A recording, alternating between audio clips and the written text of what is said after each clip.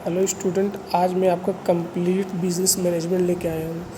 अगर हम मैनेजमेंट की बात करें तो ये क्या होता है, ग्रुप ऑफ मैनेजर को डिनोट करता है कि मैनेजमेंट एक प्रोसेस भी है। इसके अंदर काफ़ी ज़्यादा फंक्शन भी होते हैं, परफॉर्म किए जाते हैं। मैनेजमेंट एक डिसिप्लिन भी है, एक स्टडी का सब्जेक्ट भी है, जैसे आपका बिजनेस मैनेजमेंट है। मैनेजमेंट एक साइंस है क्योंकि इसकी थ्योरी बनी हुई है अलग अलग सिस्टमेटिक तरीके से। मैनेजमेंट एक आर्ट भी है क्योंकि मैनेजर खुद से डिफरेंट प्रिंसिपल को एज़ पर सिचुएशन के हिसाब से क्या करता है, अप्लाई करता है। मैनेजमेंट एक प्रोफेशन है क्योंकि इस well defined body of knowledge होती है। इसके फीचर्स यहाँ से देख लेना, कुछ है नहीं। इसके फंक्शन को ट्रिक होती है POSDCORB, P for planning, organizing, staffing, directing, coordinating, reporting and budgeting. ध्यान देना, कोऑर्डिनेशन जो होता है ये एसेंस होता है मैनेजमेंट का, यानी बहुत ही इंपॉर्टेंट रोल प्ले करता है। कोऑपरेशन क्या होता है कि इंडिविजुअल पीपल एक दूसरे के साथ क्या करते हैं, मिलकर कोऑपरेट करते हैं, काम को मिलजुल के करते हैं। इसके रोल ऑफ मैनेजर की बात करें तो मिल्स मर्ग ने दिया था। एक होता है इंटरपर्सनल, इसमें 4 चीज़ें आती है, फिगर, लीडर, लाइजन, इंफॉर्मेशनल। दूसरा होता है इंफॉर्मेशनल रोल, इसमें होते हैं मॉनिटर, डिसिमिनेटर, मतलब जो इन्फॉर्मेशन को फैलाता है, स्पोक पर्सन जो बोलता है। तीसरा होता है डिसीजनल, इसमें आपका इंटरप्रेन्योर होता है, डिस्टर्बेंस होता है, हैंडलर होता है, रिसोर्स एलोकेटर और निगोशिएटर। और रॉबर्ट एल कार्ज ने 3 मैनेजरल स्किल दिया हुआ है। पहला टेक्निकल स्किल जो ज़्यादा लो लेवल वाले मैनेजर को चाहिए होती है। दूसरा ह्यूमन स्किल, सभी लेवल को चाहिए होती है। कॉन्सेप्चुअल स्किल जो टॉप लेवल मैनेजर को चाहिए होती है। और इसकी कुछ थ्योरी की बात करते हैं। क्लासिकल थ्योरी, अगर साइंटिफिक मैनेजमेंट टेलर ने दिया हुआ है। एडमिनिस्ट्रेटिव मैनेजमेंट हेनरी फोल ने दिया हुआ है, और 14 प्रिंसिपल भी मैक्स वेबर ने ब्यूरोक्रेटिक थ्योरी दी हुई है। एंड नियो क्लासिकल थ्योरी में बिहेवियर मैनेजमेंट थ्योरी है, ह्यूमन रिलेशन की। एल्टन मेयो जो फादर कहे जाते हैं किसके, ह्यूमन रिलेशन के। और मॉडर्न में आपके सिस्टम अप्रोच है, जो मैनेजमेंट एक सिस्टम की तरह है, एक इनपुट के बेस पे आउटपुट होता है। कॉन्टीजेंसी अप्रोच ये कहती है कि डिपेंड करता है सर्कमटेंसेस यानी सिचुएशन पे। प्लानिंग प्रोसेस ऑफ मैनेजमेंट, अगर आप बात करते हैं प्लानिंग की, प्लानिंग क्या होता है, एक प्रोसेस होता है मैनेजमेंट का जो डिसाइड करता है इन एडवांस में कि व्हाट टू डू, क्या करना है, कब करना है एंड कैसे करना है और कौन करेगा। इसके फीचर देख लेना, इंटेलेक्चुअल दिमाग लगता है, मेन फंक्शन होता है लगातार चलने वाला, परवेज़ु हर जगह है। इसके स्टेप्स यहाँ से देख लेना। हायरार्की, सबसे पहले विज़न, मेरा एक्चुअली में गोल क्या है। एज ए मान लो जिसमें CA बनना हो, एज ए अपने नंबर 1 बिजनेसमैन, फिर उसी के बेस हमारा मिशन बनता है, फिर गोल, देन ऑब्जेक्टिव, फिर उसका क्या करते हैं, हम एक्शन लेते हैं। पॉलिसीज़ क्या होती है, ये limit within which decision are to be made, मतलब जिसके अंदर हम अपने डिसीज़न लेना रहता है, जिसके अंदर वो लिमिट बताता है। ये ओरल या रिटन दोनों हो सकता है। प्रोसीजर क्या होता है, एग्जैक्ट मैनर, पार्टिकुलर एक्टिविटी। और मेथड, आपने कौन सा मेथड अडॉप्ट किया, रूल एंड रेगुलेशन होते हैं। अगला आपका आता है MBO, जो दिया था पीटर ड्रकर ने 1954 में। ये कहता है कि मैनेजर और एम्प्लॉय दोनों मिलकर अपने ऑब्जेक्टिव को सेट करते हैं उसको अचीव करने के लिए। ऑर्गेनाइजेशन फंक्शन ऑफ मैनेजमेंट, ये सबसे पहले आइडेंटिफाई करेगा क्या काम ऑर्गेनाइजेशन में होने वाला है, मिलते जुलते वर्क को ग्रुप बनाएगा और फिर डिफाइन करेगा कौन सा पर्सन कौन सा वर्क करेगा। इसके स्टेप्स यहाँ से देख लेना। टाइप्स की अगर बात करें, सबसे पहले लाइन ऑर्गेनाइजेशन, जो लाइन बन जाती है। ऑथोरिटी होती है, फ्लो करता है ये person at top to bottom, यानी सुपीरियर से सबऑर्डिनेट, लाइन बाय लाइन चलता रहता है। अगला है लाइन और स्टाफ, ये लाइन के साथ कुछ स्पेशल स्टाफ को अटैच कर देता है। फंक्शन के बेस पर डिपार्टमेंट बनाते हैं, जैसे मान लो आपका मार्केटिंग हो गया, प्रोडक्शन हो गया। डिवीज़न, इसमें ऑर्गेनाइजेशन को डिवीज़न में बांट देते हैं एज़ पर मेजर प्रोडक्ट जो मैन्युफैक्चर कर रहे हैं। जैसे मान लो 3 प्रोडक्ट बना रहे हो तो हर प्रोडक्ट का अलग अलग डिवीज़न बना देते हैं। प्रोजेक्ट ऑर्गेनाइजेशन में क्या होता है कि अलग अलग फंक्शन डिपार्टमेंट में से स्पेशल को सेलेक्ट करते हैं उस प्रोजेक्ट को कंप्लीट करने के लिए। मैट्रिक्स क्या होता है, इसमें फंक्शनल डिपार्टमेंट और प्रोजेक्ट डिपार्टमेंट दोनों को मर्ज कर देते हैं। ये प्रोजेक्ट मैनेजर और फंक्शन मैनेजर दोनों वर्क करेंगे, एक पर्सन को दोनों से ऑर्डर मिलने वाला है। इनफॉर्मल जहाँ पे वो अनस्ट्रक्चर्ड कोई रूल रेगुलेशन, आपका फ्रेंडशिप सर्कल हो गया। फॉर्मल सब कुछ स्ट्रक्चर प्री डिफाइन होती है। अब अगली बात करते हैं authority, responsibility and accountability. Authority क्या होती है, किसी के पास है तो उसके पास पावर है कि उस सामने वाले बंदे को ऑर्डर दे सकता है, अपना काम करवा सकता है।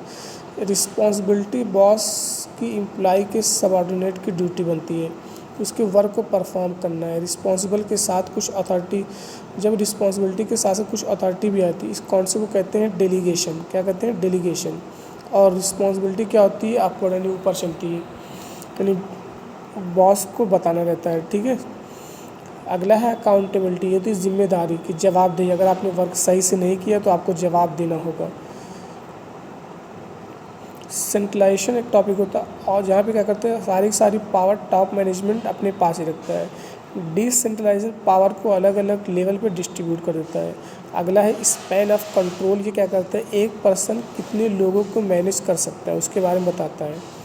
अगला टॉपिक आपका कंट्रोलिंग। कंट्रोलिंग को क्या होता है, चेक करना कि जो आपने प्लान हमने बनाया है उनके अकॉर्डिंग वर्क हो रहा है कि नहीं हो रहा है। इसकी इम्पोर्टेंस देख लेना, स्कोप देख लेना। यहाँ पे कुछ नोट्स है कि प्लानिंग और कंट्रोलिंग दोनों के दोनों क्या है, बैकवर्ड और फॉरवर्ड लुकिंग होता है। नॉर्मली प्लानिंग जो होता है फॉरवर्ड लुकिंग है, क्योंकि हम फ्यूचर के लिए प्लान करते हैं। बट बैकवर्ड लुकिंग क्यों है, क्योंकि हम पीछे को देखकर प्लान बनाते हैं। और नॉर्मली कंट्रोलिंग क्या होती है, बैकवर्ड चेक करते रहते हैं कि वर्क हो रहा है कि नहीं। बट फ्यूचर लुकिंग क्यों है, क्योंकि जिससे हम फ्यूचर की परफॉर्मेंस को कंट्रोल कर सकते हैं। इसके प्रोसेस देख लेना। मैनेजमेंट बाय एक्सेप्शन एक टॉपिक होता है। यहाँ पे ये टेक्निक कहती है कि अगर छोटे मोटे काम है तो आपको टॉप लेवल को इन्वॉल्व मत करो। जैसे मान लो 1-2% की है तो उसके लिए मैनेजमेंट को डिस्टर्ब ना करो, खुद से हैंडल करो। अगर 20 से 25% है तब आप टॉप मैनेजमेंट को इन्वॉल्व करो।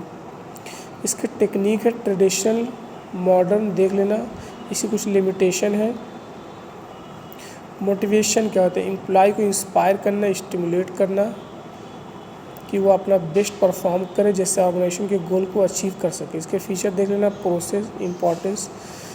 अब कुछ थ्योरी, एक होती है कंटेंट थ्योरी जो फोकस करती है व्हाट, कौन सी चीज़ें हैं लोगों को मोटिवेट करेगी। एक होती है प्रोसेस थ्योरी, फोकस करती है हाउ, कैसे लोगों को मोटिवेट कर सकते हैं।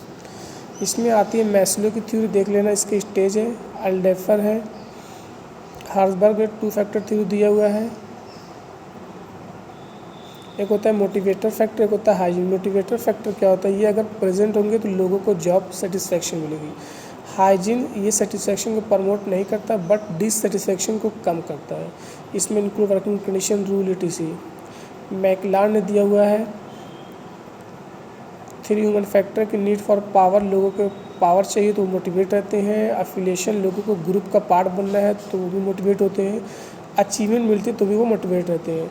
और अगला थ्योरी एक्स, ये कहती है कि एम्प्लॉय जो लेजी होते हैं, सुस्त होते हैं, उनको काम करना पसंद नहीं, उन्हें धक्के देके काम कराना पड़ता है। वाई कहती है लोग काम करना पसंद करते हैं, मोटिवेट रहते हैं। जेड दिया था विलियम ओशी ने, ये इन्होंने अमेरिकन ऑर्गेनाइजेशन और जापानीज दोनों को मिलाकर ये थ्योरी प्रोवाइड की थी। प्रोसेस में एडम इक्विटी की, ये कहती है कि लोग मोटिवेट तभी रहते हैं जब उन्होंने जितना इनपुट लगाया उसके बेस पर उन्हें आउटपुट मिलता है। ओरम ने, इन्होंने मोटिवेशन की फार्मूला दिया। तो मोटिवेशन क्या करते हैं, एक्सपेक्टेंसी को मल्टीप्लाई करते हैं इंस्ट्रूमेंटलिटी, फिर उसके बाद मल्टीप्लाई करते हैं रिवार्ड से। एक्सपेक्टेंसी क्या होती है, पहले देखते हैं कि क्या मैं मेहनत कर सकता हूँ। इंस्ट्रूमेंटली मेहनत करूँगा तो क्या रिवार्ड मिलेगा, रिवार्ड में जो रिवार्ड मिला है वो मेरी अहमियत रखता है कि नहीं रखता है।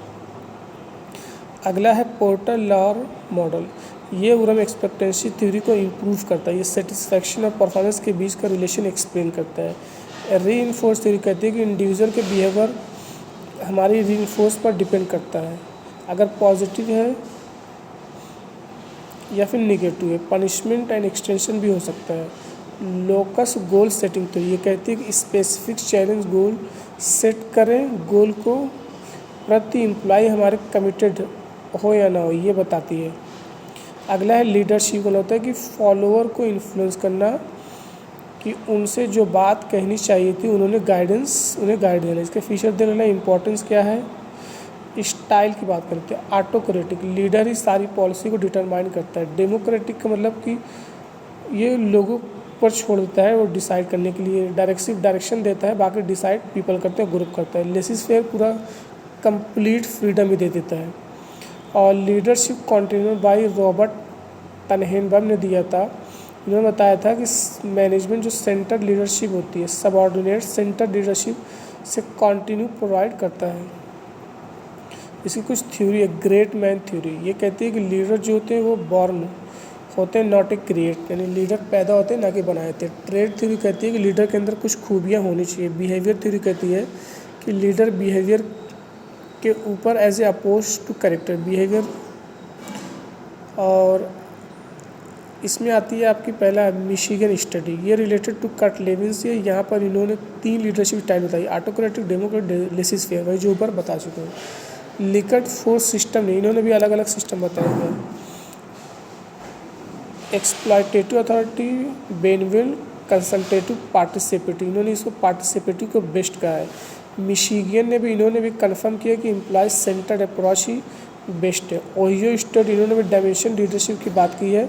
Initiative structure similar to job centre और consideration similar to employee centre, इन्होंने भी एम्प्लॉय सेंटर को ज़्यादा अच्छा माना है। मैनेजरल ग्रिड इन्होंने ये दिया था ब्लैक एंड माउंटेन ने। ये बात करती है concern for people and concern for production. अगर 1:1 है तो इम्पावर्स मैनेजमेंट है, 9:1 है तो ऑटोक्रेटिक यानी प्रोडक्शन पे ज़्यादा फोकस है, 1:9 है तो कंट्रिकल यानी लोगों पे ज़्यादा फोकस है, 5:5 यानी मिडल है, 9:9 टीम यानी दोनों पे फोकस है। कॉन्टीजेंसी थ्योरी ये बताती है कि 1960 में कहती है कि हर एक लीडरशिप स्टाइल जो है वो बेस करती है सर्टेन सिचुएशन पर। इसमें इंक्लूड है 3 डायमेंशन ग्रिड कि मैनेजर ग्रिड में इफ़ेक्टिव डायमेंशन ऐड कर देते हैं। आपकी इफ़ेक्टिव लीडरशिप स्टाइल कौन सा होगा। अगला है फिडलर कॉन्टीजेंसी अप्रोच, ये कहती है कि लीडर का जो स्टाइल है उसको सिचुएशन से मैच करने वाले हैं। यहाँ पर least performing worker score consideration करते हैं। यहाँ पर 3 डायमेंशन को कंसिडर करते हैं, position, power, task structure and leadership. अगला है उरम एटन मॉडल, ये बताता है कि कितने एक्सटेंट तक एम्प्लॉय को इन्वॉल्व करना चाहिए प्रॉब्लम को सॉल्व करने में। पाथ गोल थ्योरी ये कहती है कि अपने सबऑर्डिनेट के लिए क्लियर गोल डिफाइन करना है। क्लियर गोल रहेगा तो गोल को आसानी से अचीव कर सकते हैं। अगला है Hersey and balance situation leadership, ये बेस है फॉलोवर पर, कौन सा स्टाइल फॉलो करना है, telling, directive, selling, convincing, participating, building या डेलीगेटिंग। अगला है ट्रांजेक्शनल, ये कहते हैं कि लीडरशिप एक बेसिकली ट्रांजेक्शन है लीडर और फॉलोअर के बीच में, और अपने सबऑर्डिनेट को सिंपल रिवार्ड से मोटिवेट करते हैं। लीडरशिप मेंबर एक्सचेंज थ्योरी, ये theory in group and out group उनके बीच को बताती है। इन ग्रुप का मतलब जो फॉलोअर लीडर को फेवर करते हैं, आउट ग्रुप मतलब जो लीडर फॉलोअर को फेवर नहीं करते हैं। अगला है ट्रांसफॉर्मेशनल लीडरशिप, ये थ्योरी कहती है कि जो लीडर है फोकस करते हैं अपने फॉलोअर को इंस्पायर करने में, मेजर चेंज लाने में, एक्स्ट्रा ऑर्डिनरी एफर्ट करने में। बिजनेस एथिक्स वर्ड डिराइव हुआ एथोस से, जिसका मतलब होता है पर्सन फंडामेंटल ओरिएंटेशन। बिजनेस में एथिक्स का होना ज़रूरी है। गांधी जी ने कहा था बिजनेस भी सोसाइटी का trustee, as a trustee. Business ethics, जहाँ पर बिजनेस में राइट और रॉन्ग में डिसीजन लेना है वहीं पर बिजनेस एथिक्स अप्लाई होता है। इसके फीचर देख लेना आप लोग। स्टेज यहाँ पे चेक कर लेना। लॉ ऑफ जंगल है, पहले ये होता था कि जो ज़्यादातर पावरफुल है बस उसने जो कह दिया वही चलेगा। फिर एनीथिंग प्रॉफिट आएगा, यानी कुछ भी करेंगे प्रॉफिट के लिए। फिर शॉर्ट टर्म प्रॉफिट आएगा, शॉर्ट टर्म प्रॉफिट कमाने के लिए। फिर आया आपका लॉन्ग टर्म। फिर आया स्टेक होल्डर के जो भी इंटरेस्टेड है उनको भी ध्यान देना है। फिर आपका है कॉर्पोरेट सिटीजनशिप। इसके सोर्स देख लेना। एथिकल डिलेमा ये बताता है कि 2 अल्टरनेटिव में किसको चूज़ करना है, कन्फ्लिक्ट हो जाता है। तो इसको चूज़ करने के लिए दो थ्योरी दिया होता है, एक होता था डेंटोलॉजिकल, एक दूसरा है टेलियोलॉजिकल। डेंटोलॉजिकल कहती है ये बेस्ड ऑन ड्यूटी पे, कि अगर आप जो चीज़ कर रहे हो वो सही है, राइट या रॉन्ग के बेस पे है, तो सही है तो फिर सही है, गलत फिर वो गलत। टेलियोलॉजिकल थ्योरी कर ये फोकस करती है एंड ऑफ गोल पे, कि अगर आपने एंड रिजल्ट अच्छा हुआ है तो वो अच्छा ही, मान लो भले ही चोरी किया उसका, लेकिन उसका एंड रिजल्ट अच्छा है तो वो अच्छा ही है। कॉर्पोरेट गवर्नेंस के देख लेना, ट्रांसपेरेंसी, अकाउंटेबिलिटी, फेयरनेस, रिस्पॉन्सिबिलिटी होनी चाहिए।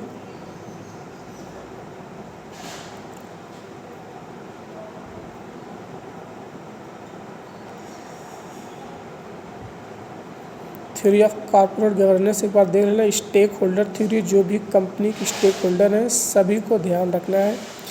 स्टीवर्डशिप थ्योरी, ये शेयर होल्डर के इंटरेस्ट को प्रोटेक्ट करेगा, उन्हीं को वेल्थ को मैक्सिमाइज करेगा और अच्छे से फंड को परफॉर्मेंस पर लाकर देगा।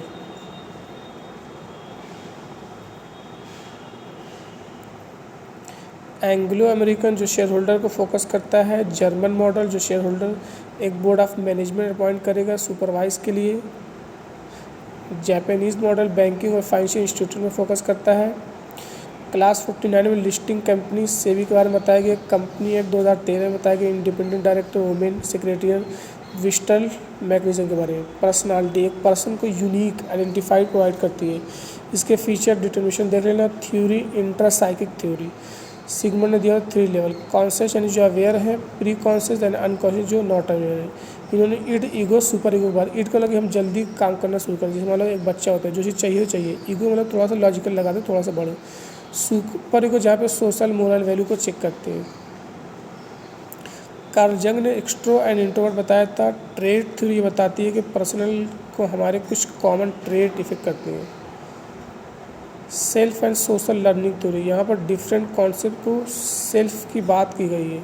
सेल्फ इमेज, हम परसीव करते हैं कि हम कैसे हैं। आइडियल सेल्फ, यह हमारी परसेप्शन है कि हमें कैसा होना चाहिए। लुकिंग ग्लास सेल्फ, दूसरे लोग मेरे बारे में क्या सोचते हैं। रियल सेल्फ, एक्चुअल में हम कैसे हैं। इसके स्टेज देख लेना। इरेक्शन का स्टेज है।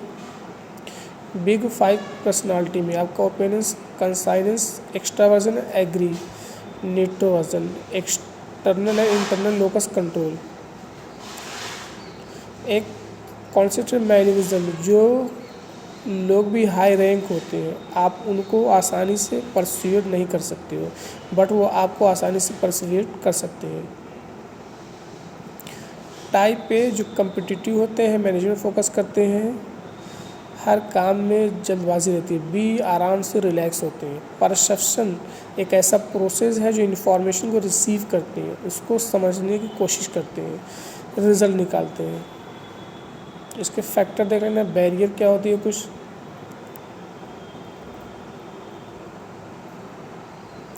इसमें कुछ बैरियर देखकर सेलेक्टिव परसेप्शन, कुछ पॉइंट को देखकर आपने अपना ओपिनियन बनाई, मतलब आपने कुछ ही पॉइंट को देखा उसके बारे में आपका ओपिनियन बना। स्टोटाइप में कुछ ग्रुप के, जैसे मान लो कि आपने कहा कि लेडी जो है वो कार सही नहीं चलाती, ये that is called stereotype. Contrast effect क्या होता है कि पिछला पर्सन देख कर गया इंटरव्यू, आपको लगा कि यार वो तो बहुत तेज था, ये पर्सन तो बहुत ही नालायक है।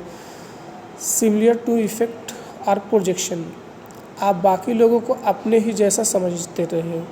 इम्प्लिसिट पर्सनालिटी थ्योरीज, आपने अपनी थ्योरी मतलब आपने अपनी बेस पे थ्योरी बना ली है कि बॉयज़ ऐसे होने चाहिए, गर्ल्स ऐसे होने चाहिए। हेलो इफेक्ट, एक पॉजिटिव एट्रीब्यूट आप पूरी चीज़ें उसको जज कर रहे हो। हॉर्न इफेक्ट, एक निगेटिव इफेक्ट पे आप सारी चीज़ें उसको करो, मतलब उसने एक गलत काम किया, मतलब एक लेट है, उसने कहा ये सारा काम ऐसे ही करता होगा। हेलो इफेक्ट, एक अच्छा काम किया तो ये सारा काम ही अच्छा करता होगा। एक होती है सेल्फ फुलफिलिंग प्रोफेसी या फिर पिगमिलियन।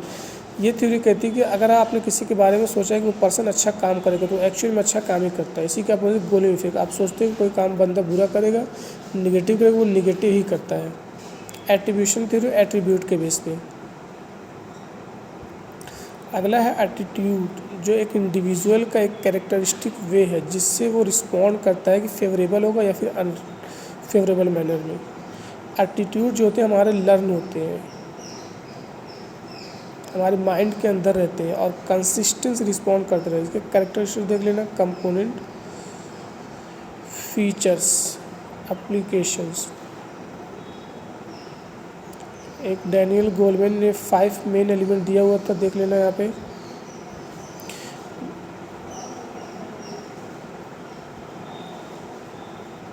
फॉर्मल ग्रुप में कमांड ग्रुप, जैसे मिलिट्री में देखते हो मिलता है टास्क, किसी पार्टिकुलर टास्क को पूरा करने के लिए। प्रोजेक्ट, कोई एक प्रोजेक्ट को पूरा करने के लिए कमेटी बना दी जाती है। इनफॉर्मल आपके फ्रेंडशिप, इंटरेस्ट, रेफरेंस आ गया।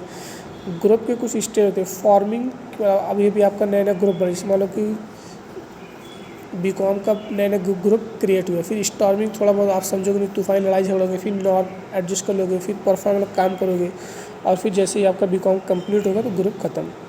इसकी कुछ थ्योरी है, प्रोपेंसिटी या फिर प्रॉक्सिमिटी। ये कहता है कि जब लोग आसपास होते हैं तो उनका ग्रुप बन ही जाता है। डोमेन थ्योरी जो इंटेंशन थ्योरी है, लोग इंटरेक्ट करते हैं एक दूसरे से ग्रुप बन जाता है। बैलेंस थ्योरी बैलेंस मेंटेन करने की बात करती है, लोग अपने एटीट्यूड और वैल्यू के बैलेंस मेंटेन करते हैं। एक्सचेंज थ्योरी कहती है कि लोग कॉस्ट एंड बेनिफिट देखते हैं, मुझे क्या फ़ायदा है, क्या नुकसान होने वाला है। सोशल लॉफिंग या फिर ओरिएंटेशन या रिंगल मैन इफेक्ट, ये कहती है कि जब लोग ग्रुप का पार्ट बन जाते हैं तो अपने एफर्ट को कम कर देते हैं, जबकि इंडिविजुअल में ज़्यादा करते हैं। ऑर्गेनाइजेशन पावर देख लेना। पावर क्या होती है, कैपेसिटी जो इन्फ्लुएंस करती है दूसरे के बिहेवियर को। इसके फीचर है, सोर्स है।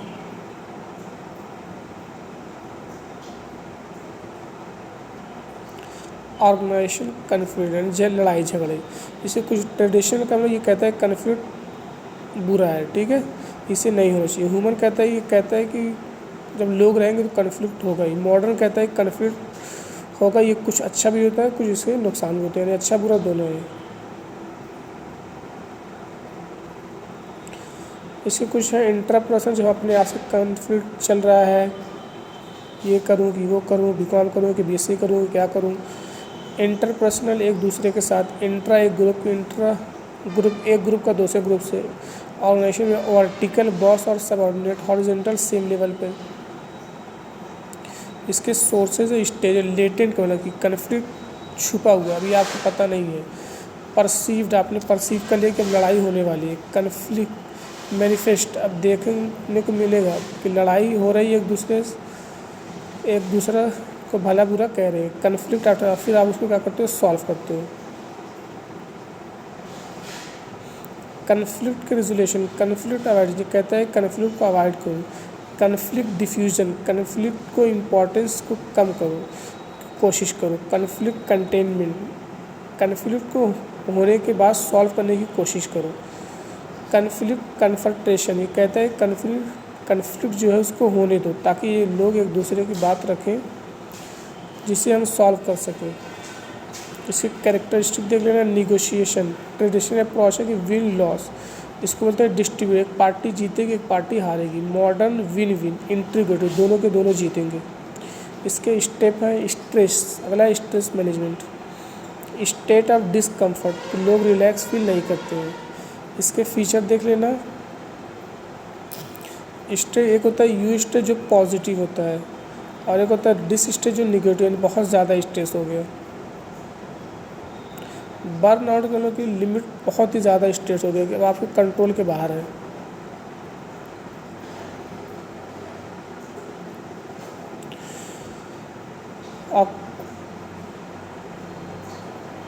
आपका पेज देख लेना, ये आप लोग रोल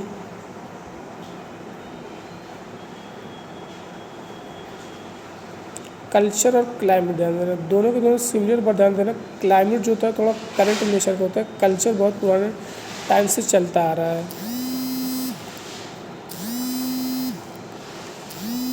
ठीक है, यहाँ तक देख लेना, कोई डाउट हो तो बताना मुझे।